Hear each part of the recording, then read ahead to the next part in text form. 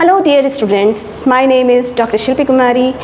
मैं class 11th की जो सीरीज़ शुरू की थी उसी को आगे बढ़ाते हुए आज का हमारा topic biological classification kingdom Monera, और उसमें स्पेशली मैं बैक्टीरिया के रिप्रोडक्शन के बारे में आज बताऊंगी।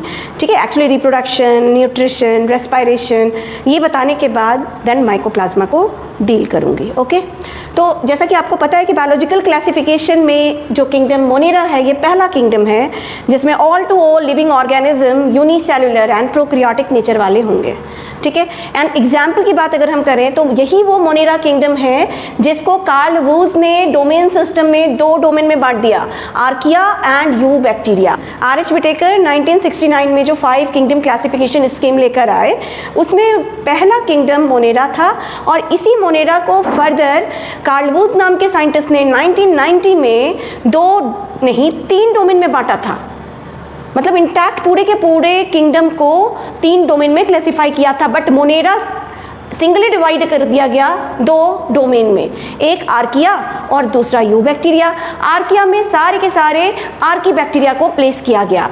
As you know, archaebacteria is that kind of organism which can live in at any extreme climatic condition पे वो सर्वाइव करने वाले होते हैं, यानी ये वो ऑर्गेनिजम्स हैं जो एक्सट्रीम क्लाइमेटिक कंडीशन को टॉलरेट कर सकते हैं, तो वो आर्किया है।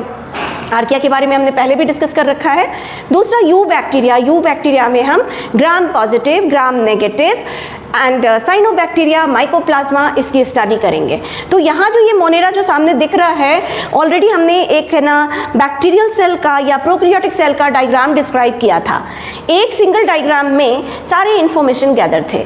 लाइक अगर हम एक प्रोकैरियोटिक ऑर्गेनिज्म की फीचर को देखें तो वहाँ पे क्या क्या प्रेजेंट है, क्या एब्सेंट है, लाइक दैट बैक्टीरिया का भी डायग्राम में वही चीज़ रिप्रेजेंट हो रहा था, और मैंने ईच एंड एवरी स्ट्रक्चर के फंक्शन को वहीं पे डिस्क्राइब भी कर दिया था।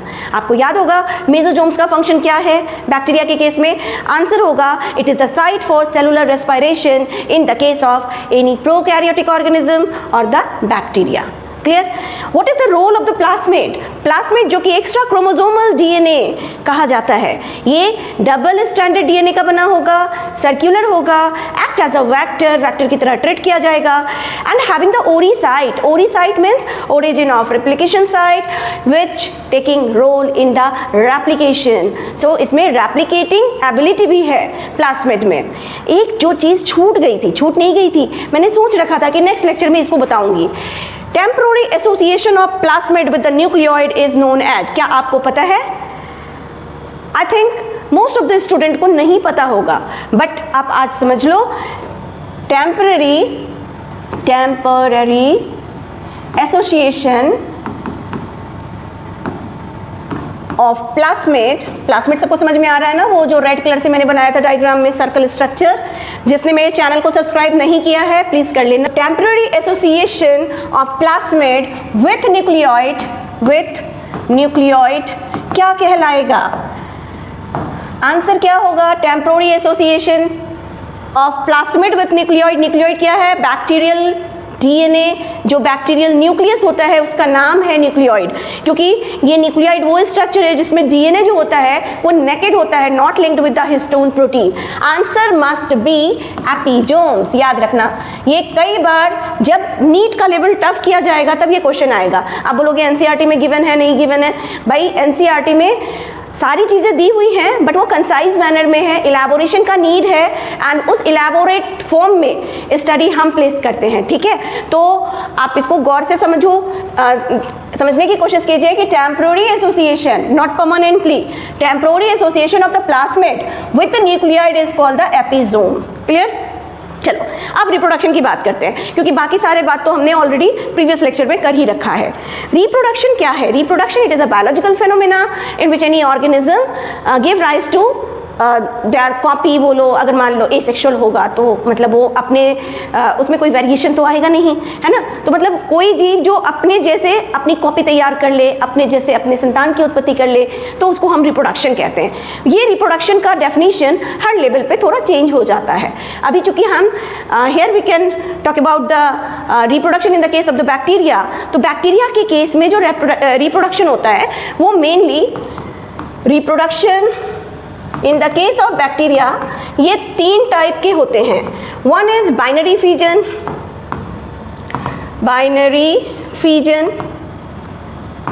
Second is sporulation and third is sexual reproduction. अब आप बोलोगे कि मैम आपने बताया कि sexual reproduction formation of gamete के थ्रू होता है, बट यहाँ पे गैमेट का कोई कॉन्सेप्ट नहीं है. तो actually in the case of the bacteria अगर हम सेक्सुअल रिप्रोडक्शन बोल रहे हैं तो ये कहना गलत होगा. तो यहाँ पे हम इसके बदले में क्या बोलेंगे? Parasexuality. Yes, another term is parasexuality. Yes, parasexuality बोलना ज़्यादा एप्रोप्रिएट होगा. ठीक है. सो बाइनरी फिजन में क्या होता है? Binary fission it is a kind of the asexual kind of reproduction, जिसमें हम देखेंगे by means to fission, that is the splitting, यानी एक बैक्टीरिया स्प्लिट होकर के 2 बैक्टीरिया में कन्वर्ट हो जाएगा. एक्चुअली यहाँ पे स्पिंडल का कोई रोल नहीं है, स्पिंडल फॉर्मेशन का कोई कॉन्सेप्ट नहीं है. तो यहाँ पे होता क्या है? वो माइटोसिस नहीं हो रहा है, amitosis. Somehow we can say A mitosis. ठीक है. ए माइटोसिस के बारे में थोड़ा बहुत नॉलेज मैंने किसी दूसरे लेक्चर में दिया है. उसमें बताया था मैंने कि जैसे कोई सेल है, अगर उसमें ए माइटोसिस होगा तो वहाँ पे क्या होगा? ए माइटोसिस में न्यूक्लियस जो है वो सिंपली इलोंगेट हो जाता है, 2 पार्ट में डिवाइड कर जाएगा, बट वो जो डिवीजन होगा वो अनइक्विटेबल डिवीजन होता है. लोअर ऑर्गेनिज्म में नोटिस किया गया है. तो it is a kind of A mitosis, binary fission. In the case of the bacteria, एक बैक्टीरिया से 2 बैक्टीरिया बन जाएगा. ठीक है. कैसे बनेगा? स्प्लिट करके. This is called the binary fission and it is a kind of amitosis. Next, sporulation. सारे बैक्टीरिया तो नहीं, लेकिन कुछ बैक्टीरिया जो है वो स्पोर का फॉर्मेशन करते हैं, और जो स्पोर का फॉर्मेशन करते हैं यानी स्पोर फॉर्मेशन के थ्रू अगर रिप्रोडक्शन हो रहा है तो उसे हम बोलते हैं स्पोरियोलेशन.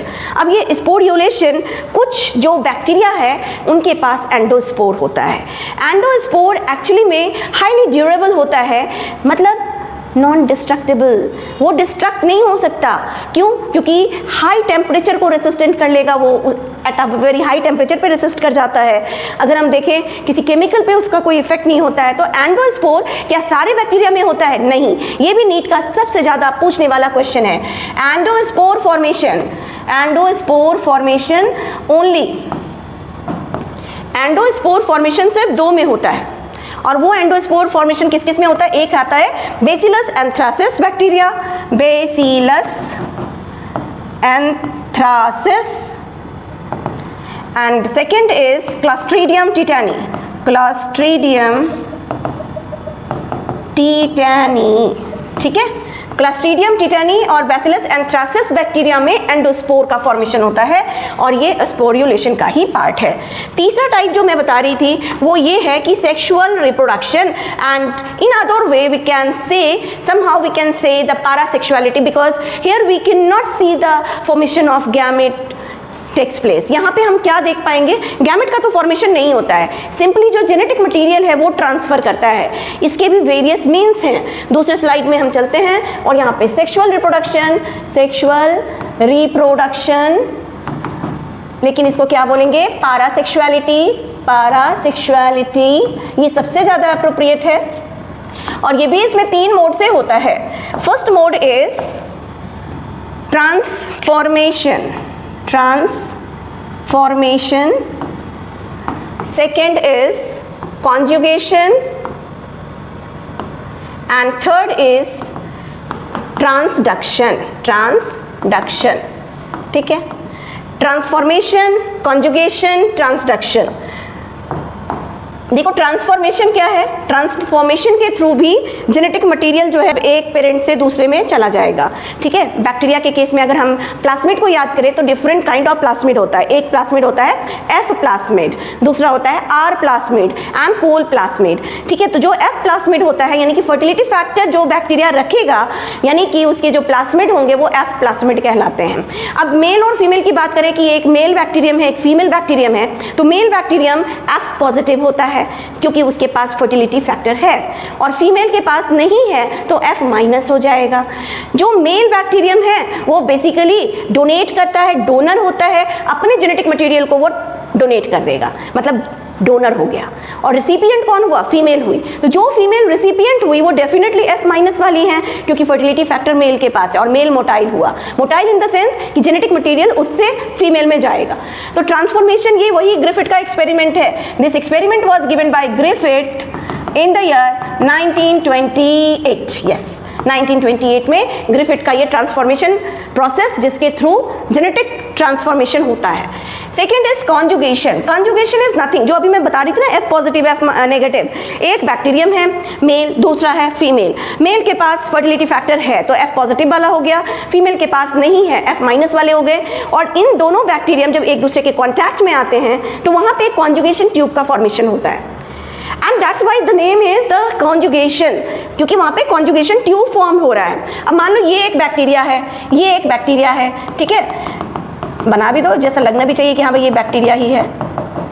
तो एक बैक्टीरिया अगर मान लो, let's suppose this is the F positive and this is the F negative, बाकी सारे कंस्टिट्यूएंट आपको पता ही है कि इसमें क्या होता है, ऑलरेडी हम स्ट्रक्चर बना के समझा रखा है, ठीक है। तो ये F पॉजिटिव है, हम समझ गए ये कौन सा बैक्टीरिया है, this is the male bacterium, male bacterium.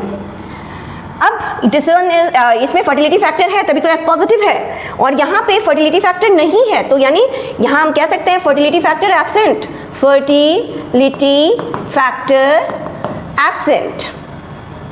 तो अगर फर्टिलिटी फैक्टर नहीं है तो F नेगेटिव हो गया। This is the female bacterium, female bacterium, ठीक है।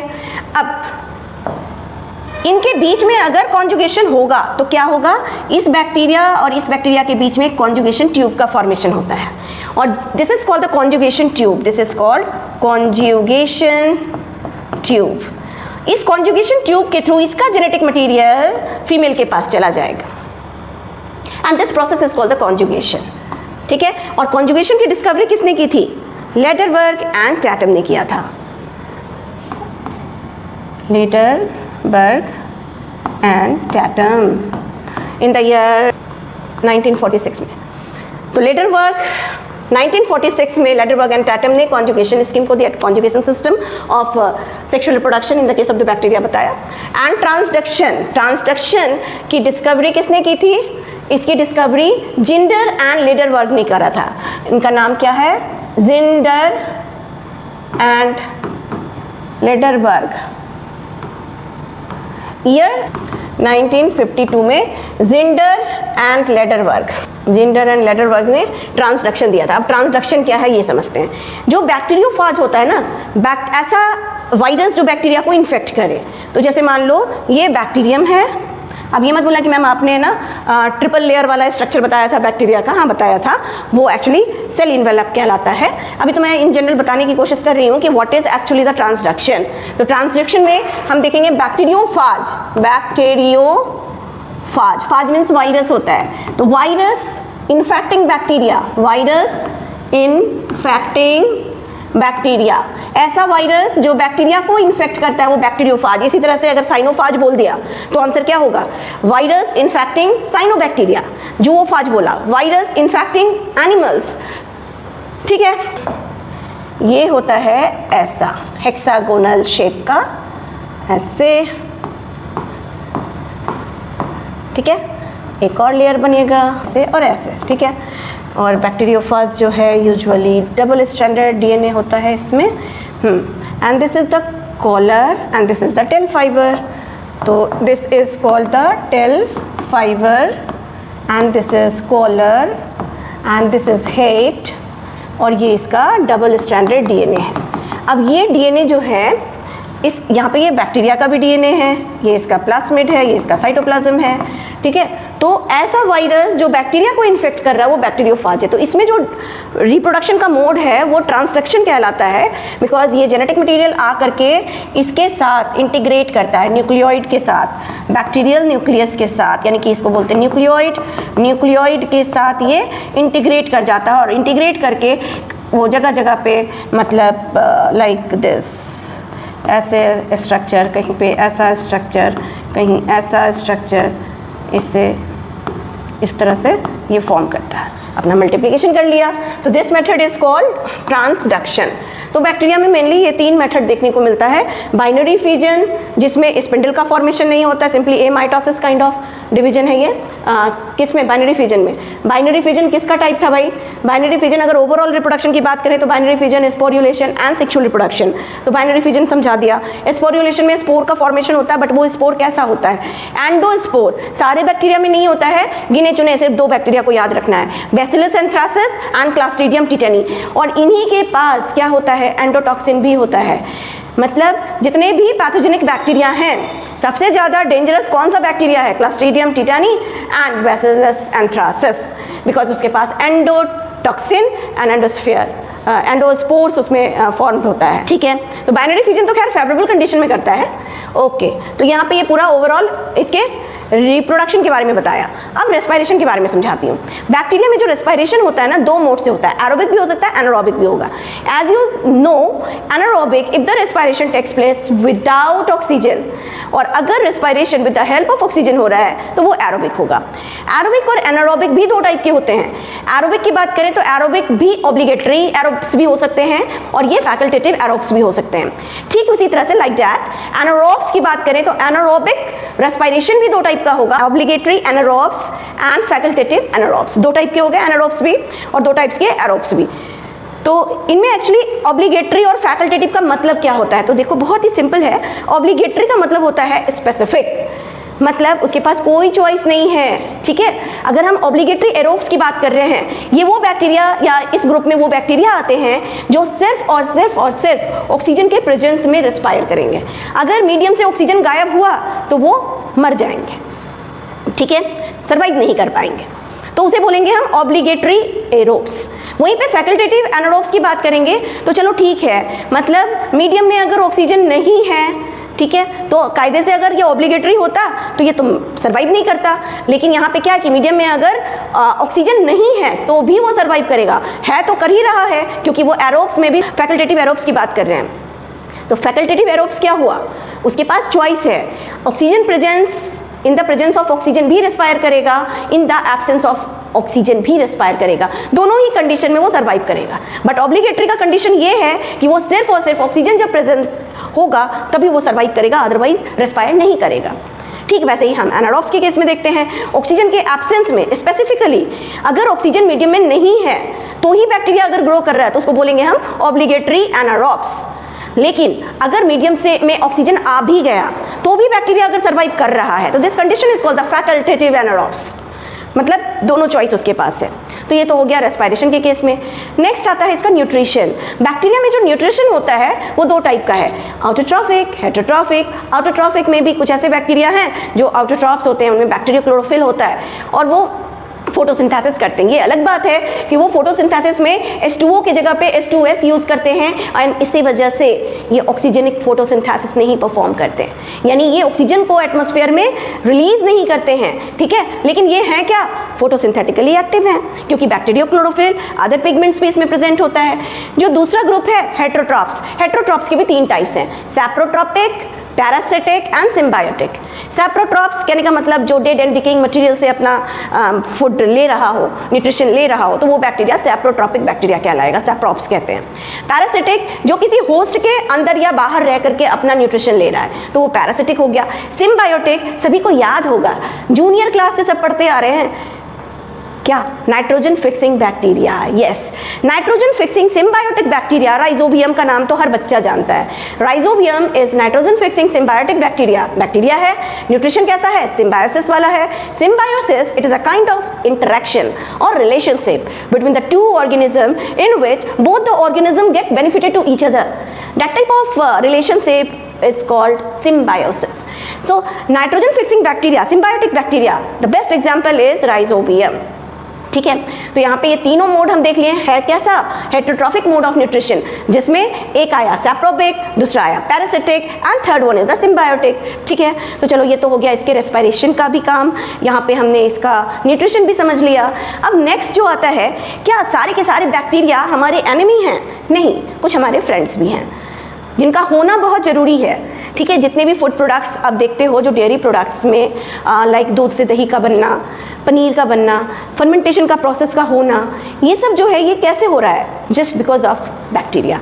कुछ बैक्टीरिया गुड बैक्टीरिया हैं, बट 90% डिजीज जो ह्यूमन के केस में होता है वो जस्ट बिकॉज ऑफ बैक्टीरिया। तो यहाँ पे हम बोलेंगे कि जो दुश्मन वाले बैक्टीरिया है ना, वो बैक्टीरिया काउज करता है, यानी कि ये बैक्टीरिया का हार्मफुल बैक्टीरिया का जो मतलब harmful effect in the case of the human अगर हम देखें तो more than 90% disease caused by the bacteria. अभी मैं लिस्टिंग करूंगी, आप सरप्राइज हो जाओगे, मतलब इतने सारे डिजीज जो हैं वो बैक्टीरिया ही काउज करता है। यस, बैक्टीरिया से बहुत सारे डिजीज होते हैं। ह्यूमन के केस में more than 90% disease is caused by bacteria. But in the case of the plant ये चीज़ बोलना बिल्कुल गलत हो जाएगा। अगर नीट एग्जाम में या किसी भी कॉम्पिटिटिव एग्जाम में ये क्वेश्चन आता है कि भाई जैसे 90% डिजीज ह्यूमन के केस में बैक्टीरिया काउज करता है, तो फर्स्ट नंबर पे तो ये आ गया। प्लांट के केस में इसका क्या पोजीशन है? प्लांट के केस में बैक्टीरिया जो डिजीज काउज करता है प्लांट में वो सेकेंड नंबर पे आता है, क्योंकि वहाँ पे फर्स्ट नंबर फंगस लेता है। ठीक है, सबसे ज़्यादा डिजीज काउज करने वाला ऑर्गेनिज्म प्लांट के केस में फंजाई होता है, एंड द सेकेंड नंबर पे बैक्टीरिया आता है। और मोस्ट कॉमन जो प्लांट में होने वाला जो दो मोस्ट इंपॉर्टेंट डिजीज है वो होता है एक साइट्रस कैंकर और दूसरा होता है क्राउन गॉल। क्राउन गॉल तो वेल नोन है, ये एग्रोबैक्टीरियम ट्यूमिफेशियन काउज करता है crown gall disease in plants, and citrus canker disease is caused by the Xanthomonas citri. ठीक है, तो ये दो डिजीज बहुत कॉमन डिजीज है जो बैक्टीरिया से होने वाला है। याद रखना कौन कौन सा डिजीज? प्लांट्स में होने वाले bacterial disease. In the case of plant में name of the bacterial disease जो सबसे ज़्यादा कॉमन डिजीज है वो है crown gall disease caused by Agrobacterium tumefaciens. ठीक है, and the second one is citrus canker caused by Xanthomonas citri. ठीक है, ज़ैंथोमोनास साइट्री। ठीक है, ये हो गया प्लांट में होने वाला बैक्टीरियल डिजीज। और यहीं पे अगर मैं एनिमल की बात करूँ और खास करके ह्यूमन की बात करूँ तो मोर देन 90% डिजीज जो है वो बैक्टीरिया काउज करता है। अब देखो उसमें भी जितने भी बैक्टीरिया हैं, मोस्ट ऑफ द बैक्टीरिया जो पैथोजेनिक नेचर के होते हैं उनमें जो मतलब सारे बैक्टीरिया नहीं, सिर्फ दो का नाम मैंने बताया है, जो एंडोस्पोर जिसमें प्रेजेंट होता है। तो endospore Bacillus anthracis and Clostridium tetani में होता है। क्यों? क्योंकि इसमें जो टॉक्सिन होता है वो एक्सोटॉक्सिन्स होते हैं। तो एक्सोटॉक्सिन भी किस में आ रहा है? सिर्फ दो बैक्टीरिया, नाम क्या है? Bacillus anthracis and Clostridium tetani. Right, चलो अब एनिमल के केस में, ह्यूमन के केस में जो बैक्टीरियल डिजीज होता है, नेम ऑफ बैक्टीरियल डिजीज मैं यहाँ पे लिख रही हूँ, name of bacterial diseases and disease caused by, causative agent लिख देते ना, काउजेटिव एजेंट्स। ठीक है, तो हम अभी समझते हैं यहाँ पे क्या क्या है भाई। सबसे पहला नाम, ट्यूबरक्लोसिस का नाम सभी जानते हो, ट्यूबरक्यूलोसिस, टाइफाइड, बुफिंग कफ। अब देखो बुफिंग कफ पे बहुत, मैंने इसको पहले लिख दिया इसलिए लिखा क्योंकि इस पे क्वेश्चन आता है। बुफिंग कफ का दूसरा नाम भी है pertussis. Fourth leprosy. Fifth plague. Sixth tetanus. Seventh diphtheria. अब देखो ट्यूबरक्लोसिस कौन काउज करता है? ट्यूबरक्लोसिस का काउजेटिव एजेंट बैक्टीरिया है, उस बैक्टीरिया का नाम है माइकोबैक्टीरियम ट्यूबरक्यूलोसिस बोलो, ट्यूबरकुलाई बोलो। Typhoid is caused by Salmonella typhi. ठीक है, whooping cough is caused by Bordetella pertussis. अब देखो जब ये क्वेश्चन पूछा जाता है ना, कैसे फ्रेमिंग की जाती है स्टूडेंट को कंफ्यूज करने के लिए, वहां पे पूछा जाएगा बॉर्डेटेला परच्यूसिस इज काउजेटिव एजेंट फॉर, किसके लिए है? तो आपके ऑप्शन में परच्यूसिस नहीं देगा, परच्यूसिस रहेगा तो स्टूडेंट तो फटाक से लगा देगा, वहां पे देगा बुफिंग कफ। तो every students must know the another name for the whooping cough is pertussis. हो गया ना आसान? अगर आप परच्यूसिस का दूसरा नाम जानते हो बुफिंग कफ, तो फिर आप आंसर लगाओगे बुफिंग कफ। क्लियर? चलो next, leprosy is caused by Mycobacterium leprae. Plague is caused by Yersinia pestis या पेस्टुलेरा पेस्टिस। अर्सेनिया पेस्टिस, दोनों नाम याद रखेंगे। कई बार ऑप्शन में अर्सेनिया ना देके पेस्टुलेरा पेस्टिस देता है, पेस्टुलेरा पेस्टिस, ठीक है। Tetanus is caused by Clostridium tetani, Clostridium tetani, ठीक है। Diphtheria is caused by Corynebacterium, diphtheriae, ठीक है। अब देखो इसमें और भी बहुत सारे हैं, सिफिलिस है, गोनेरिया है ना, लाइक कॉलेरा है। Cholera is caused bye vibrio cholerae. Syphilis is caused by, syphilis किससे होता है? ट्रिपोनेमा पेलाइडम। गोनेरिया किससे होता है? नेसरिया गुनहरी, है ना। तो इस तरह से और भी बहुत सारे हैं, बट अब मैं आपको बताती हूँ इनमें से सबसे ज़्यादा इंपॉर्टेंट क्या है, जो जहाँ से क्वेश्चंस आता है वो मोस्ट इंपॉर्टेंट पार्ट आपका है। एक तो टाइफॉइड, चूँकि ऑलरेडी आपके एनसीईआरटी में tuberculosis, typhoid and cholera and pneumonia, ये 4 दिए हुए हैं, तो वो तो याद रखना ही है। उसके अलावा वुफिंग कफ पे सबसे ज़्यादा क्वेश्चन आता है, वेरी वेरी इंपॉर्टेंट, और मैंने इसका रीज़न भी बताया आपको। एक क्वेश्चन इसमें आता है DPT स्टैंड्स फॉर, ये ट्रिपल एंटीजन होता है, 3 बैक्टीरियल डिजीज के अगेंस्ट एक वैक्सीन है, ठीक है। DPT, यस, ये वही DPT है, बूस्टर, यस। जैसा कि अभी मैं नीट में भी अपना एक बूस्टर कोर्स चलाने वाली हूँ, जो 1 अगस्त से शुरू होगा, जो 6 मंथ्स का ये कोर्स है। और ये 6 मंथ्स में ऐसे ही बहुत सारे इंटरेस्टिंग क्वेश्चंस के साथ मैं ये क्लास लूँगी बायोलॉजी का। और टू बी वेरी ऑनेस्ट, जिस तरीके से मैं पढ़ा दूँगी ना, गारंटी है कि आप नीट एग्ज़ाम या उससे रिलेटेड और भी किसी एग्ज़ाम में आप दे रहे हो, अपीयर हो रहे हो, तो वहाँ पे आप फुल ऑन फुल मार्क्स ला सकते हो बायोलॉजी में। नीट में तो 360 आउट ऑफ 360 की गारंटी है। वैसे तो किसी चीज़ की गारंटी नहीं है, लेकिन मुझे अपने ऊपर इतना कॉन्फिडेंस है कि मैं जिस तरीके से पढ़ा दूंगी 360 में 360 स्टूडेंट ले आएंगे। बट शर्त क्या है? स्टूडेंट उसी तरह से पढ़ाई करें जैसे मैं बताऊं। पढ़ने का जो सही वे है, यहाँ पढ़ो, रिवाइज करो, प्रैक्टिस करो, MCQs लगाना है, PYQ लगाना है। अगर आप इसी पैटर्न में पढ़ाई कर रहे हो तो समझ लेना कि आपका डायरेक्शन सही है, और नहीं कर रहे हो तो समझ लेना कि ये डायरेक्शन बिल्कुल भी नहीं है पढ़ने का, ठीक है। तो चलो आगे बढ़ते हैं। वुफिंग कफ इज काउज्ड बाय बॉर्डेटेला परट्यूसिस, और ये मैंने एक क्वेश्चन यहाँ पे डाला, DPT 3 बैक्टीरियल डिजीज है, उसके अगेंस्ट एक वैक्सीन है, booster. D stands for diphtheria, P stands for pertussis, T stands for tetanus. आपके ऑप्शन में क्या होगा? Diphtheria, whooping cough and tetanus. अब स्टूडेंट कंफ्यूज हो जाएगा कि भाई वुफिंग कफ तो है ही नहीं, यहाँ तो P है। तो अभी मैंने बताया ना कि वुफिंग कफ का दूसरा नाम क्या है? परट्यूसिस। तो अगर ये चीज़ आपके माइंड में होगा तो आप इसके आंसर, करेक्ट आंसर तक पहुंच जाओगे। डिप्थीरिया, परट्यूसिस का मतलब वुफिंग कफ एंड टिटनेस, ठीक है। ये बैक्टीरिया से होने वाले तीनों डिजीज हैं, ठीक। Next, leprosy is caused by Mycobacterium leprae, plague is caused by Yersinia pestis और द पेस्टुलेरा पेस्टिस। याद रखना है इसे, ठीक है, ये भी इंपॉर्टेंट है। टिटनेस इज, ये दोनों में बहुत कंफ्यूजन होता है। एक्चुअली मैं मेरे स्टार्टिंग नीट बैच 2020 की बात कर रही हूँ, उसमें भी जो स्टूडेंट्स हैं वो इसे याद करने में बहुत कंफ्यूज हो जाते थे। और जितने भी बैच में मैंने लिया है नीट बैच में, मतलब जो भी ली हूँ मैं नीट बैच, और जब इसको पढ़ाया है तो मोस्ट ऑफ द बच्चे जो हैं इस दोनों के नेम में, साइंटिफिक नेम में, वो कंफ्यूज हो जाते हैं, क्योंकि दोनों का नाम C से है। पहला तो कन्फ्यूजन यही है। तो लेकिन हम अगर इसको ट्रिकी वे में याद करें तो ये आप कभी नहीं भूलोगे। Tetanus, Clostridium. क्लस्ट्रीडियम क्या है? एक्चुअली टिटेनस का दूसरा नाम लॉक जॉ होता है, लॉक जॉ, ठीक है। And which is caused by Clostridium tetani. ये वही क्लस्ट्रीडियम टिटानी है जिसमें एंडोस्पोर्स बनते हैं, जिसमें एक्सोटॉक्सिन का फॉर्मेशन होता है, ठीक है। एंडोटॉक्सिन विब्रियो कॉलेरी फॉर्म करता है, याद रखना इस बात को। विब्रियो कॉलेरी भी, कॉलेरा जो है इट इज काउज्ड बाय, यहाँ पे लिख दें cholera. Cholera is caused by bacteria, उस बैक्टीरिया का नाम है vibrio cholerae. Vibrio cholerae coma shape का बैक्टीरिया होता है, इंटरेस्टिंग, जो डिजीज काउज करता है कॉलेरा, ठीक है। प्लेग भी हो गया। टिटनेस पे आ गए। अब diphtheria. Diphtheria is caused by Corynebacterium diphtheriae. Corynebacterium diphtheriae causes the diphtheria disease, ठीक है।